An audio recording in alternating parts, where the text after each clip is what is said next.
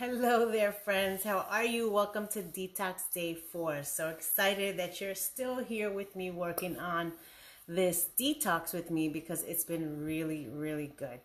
And I just want to recap because I haven't done this obviously since a lot early last year. I didn't do it in the last quarter of last year. Quarantine, pandemic, it was just a little crazy. But I have to admit, like, I just remember thinking yesterday, I just kind of stopped myself in my tracks thinking, wow, I'm like so less bloated. And I'm so, I just felt lighter. I don't know how to explain that, but I just kind of felt lighter and I felt good. And it just reminded me of like why I do this and why it's so important and so essential to do it at least a couple times a year. So I hope you guys have enjoyed it as much as I have. We'll be recapping tomorrow for our final detox day. And like I said, feel free to continue to do it for a few more days if you want to.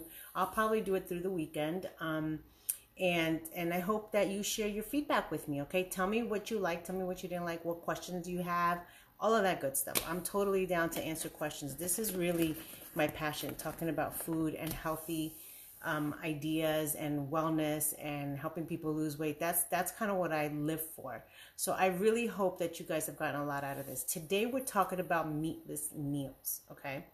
And just for the record, I do not expect nor do I suggest that people go completely meatless, cold turkey. It's not part of my program.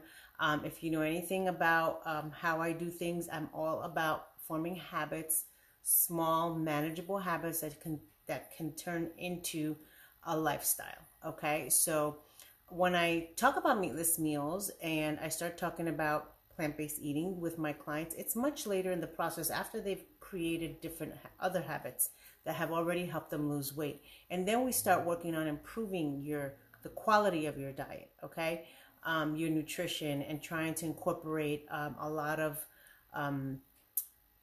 ingredients and things that you wouldn't have included prior to. So first we get you kind of getting into the habit of planning and eating and prepping healthy meals, and then we try to improve those healthy meals. So today I'm talking about meatless meals. Now, just to give you a little history, my family is from Latin America, and so is my husband. My husband's family is from the Caribbean. So as Latinos, we like don't really do meatless meals. That's the short of it. I mean, we grew up having dead animal on the plate, a starch, and maybe some side item that could or could not be a vegetable, or it could be just another starch. That's how we lived. But it was a lot healthier in the sense that some of the ingredients that were used in those meals were a lot fresher. They were healthier. They were homegrown. A lot of it was, farm to table. A lot of it was produce picked within the area. So it was a lot healthier for us. But the reality is that back in the day, the meats that we consumed were few and far between. Like there was space between, red meat, especially because it was expensive, and it still is to some extent. So when I introduced meatless meals to my family, my husband kind of was looking at me like sideways, like, really, girl? You trying to do what? So, but we conducted an experiment last year, and I don't know if any of you had a chance to see that video, but we conducted an experiment because my husband does experience and has been diagnosed with high cholesterol, mostly genetic. So if you know, there's a difference between predisposed high cholesterol to lifestyle high cholesterol. So he has a propensity to have high cholesterol because of his genetic makeup. So what we did was we did a challenge, and we went meatless for 2 full weeks. And I have to say that in those 2 weeks, I was very surprised at how open he was to eating alternatives and how much he enjoyed some of the alternatives. I didn't go super heavy on the alternative meats, but what I did was we started incorporating a lot more vegetables and just leaving the meat out. So rice and beans with no meat. And he would just look at me like, this just doesn't feel right. And so, but I would offer alternatives like plantains, or maybe we would have cauliflower or something like that. Like I would roast it and make it feel like heartier. And that took some getting used to, but the result was amazing. That you should go check out this video because he goes into it himself. The results were amazing. Even his doctor was pretty impressed that he was able to drop over 100 points of his cholesterol. And I'm happy to say that that was a game changer for us. That was like a huge, realization that we really didn't need the meat in our lives. And number two, we were healthier without the meat in our lives. So I'm going to tell you some of the reasons why we should go meatless at least once a week. And that's my challenge to everybody. Everybody can have one meatless meal a week.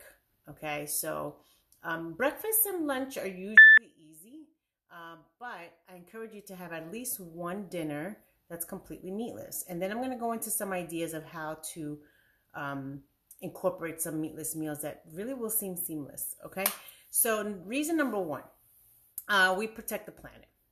The truth of the matter is that there are greenhouse gas emissions that are through the roof, and they are ruining our environment. And unfortunately, the cause of these greenhouse emissions, gas emissions, is the amount of livestock that the world has to maintain in order to keep up with the demand of people eating meats. Beef specifically, cows are not good for the environment. Their gas, their flatulence, kill our environment and increase the toxic air that we need to survive. So number one, you would be doing a huge service to the planet if you just dropped your meat meals to, just six a week versus 7 days a week. Okay, so if you went meatless for 1 week, the demand on those animal products would decrease significantly. Okay, and if the whole world decided to go meatless for once a week, it would make a lasting impression on our environment. So that's number one. Number two is it's cheaper. When we decided to cut back on our meat consumption, specifically red meat, and then to some extent poultry, it made a difference in our grocery bill every month. It was incredible how much we saved by not buying meats, poultry, sausage, pork, the other white meat. And we also substituted some of those white meat days for fish and healthier seafood and things like that. So it's a huge money saver, and I encourage you all to try it. If you cut back on your consumption of meats, you will save significantly in your grocery bill. Number three is weight loss. Okay, so here's what we all want to hear. Losing the meat and the animal products, mostly red meat, and to some extent poultries, you will see an increase in your plant consumption, in your fruits and vegetables, and you will see an improvement on the scale. I did the 2 weeks with my husband, and in that video, I'd lost about 4 or 5 pounds in those 2 weeks that I didn't really put a whole lot of effort into losing that weight.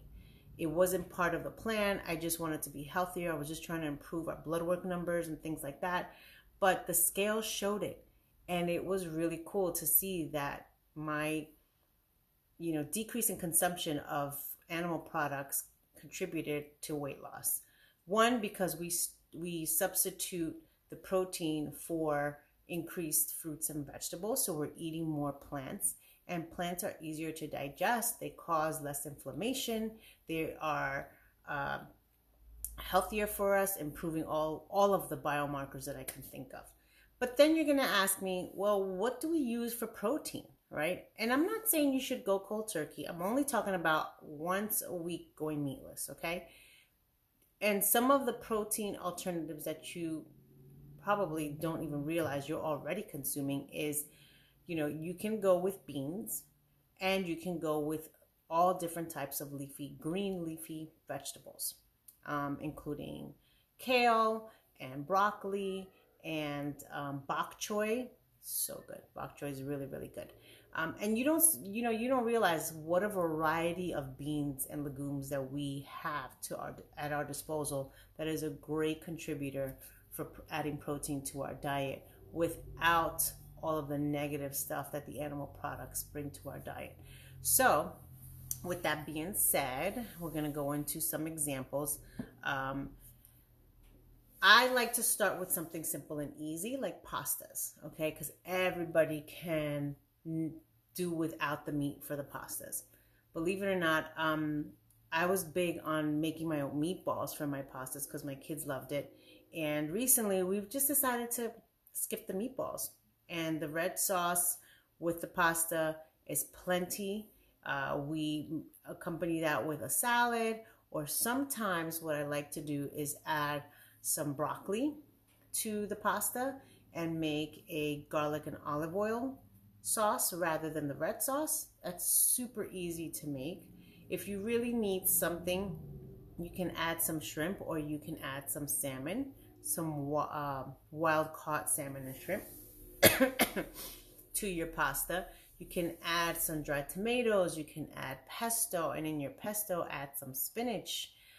You can do a chicken cacciatore without the chicken, and instead substitute with some really good hearty root vegetables like squash, like chopped squash, or chopped zucchini. Those types of vegetables go well with pastas.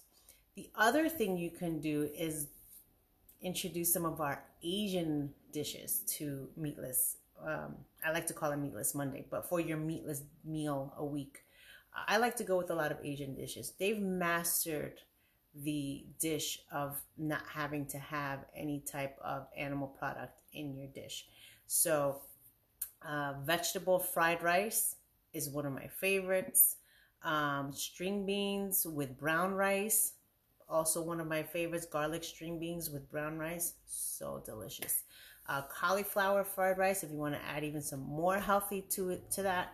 I have a video of my favorite cauliflower. I think it's 4 different types of cauliflower fried rice that I have in this group, so check it out. And then roasted, 1 pan, 1 meal, get as many vegetables as possible, and you can put all of those roasted vegetables: squash, zucchini, turnips, carrots, tomatoes, all different varieties of potatoes. You can roast all of those.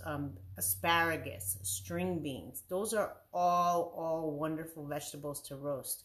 Broccoli, roasting them and putting them over either a bed of brown rice or over a bed of lettuce or quinoa, all make amazing meatless dishes, okay? So I hope you endeavor and take a chance and have 1 meatless meal a week and see how it goes. You could expand that, obviously. Breakfast and lunch, I think, are the easiest because most people can have like oatmeal and not really miss the meats. You can have scrambled eggs and not, you'd be kind of fine without the bacon. And lunches as well. There's always pizza. That's definitely meatless. You don't need pepperoni. Cheese pizza is good enough by itself. Not that I would encourage that on a daily basis, but you get the idea. And even to your pizzas, you can, instead of going with pepperoni, you can add, things like asparagus to it, or sun-dried tomatoes, or broccoli, or, any other vegetable goes great on pizza. I mean, really. So, use opportunities to swap out whatever meal you would normally have and just swap it out for something plant-based, okay? Swap out your favorite vegetable for the meat, and you will see what a remarkable difference it can make to your week, to your pocket, and to the planet. Hope this was helpful, guys. Tune in tomorrow for day 5, where we're wrapping up our detox with our final talk on eating clean, and how to continue these habits going forward, okay? Have a great day.